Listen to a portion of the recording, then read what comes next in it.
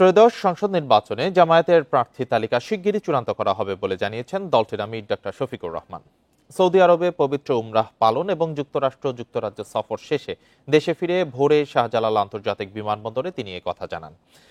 এ সময় রাজনৈতিক দলগুলোর মধ্যে মতবিরোধ নয়, মতৈক্যের প্রত্যাশা করেন তিনি। বলেন, সরকার প্রবাসীদের ভোটার তালিকায় যুক্ত করলেও অনেক জটিলতা রয়ে গেছে, তাই প্রবাসীদের তালিকায় অন্তর্ভুক্তির সময়সীমা আরও 15 দিন বাড়ানোর আহ্বান জানান তিনি।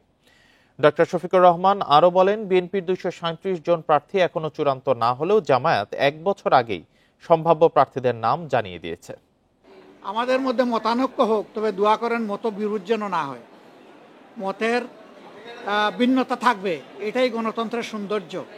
সব দল তো এক দল নয়, সবগুলা দল ভিন্ন ভিন্ন, তাদের দৃষ্টিভঙ্গিতেও কিছু পার্থক্য থাকবে, এটাই স্বাভাবিক।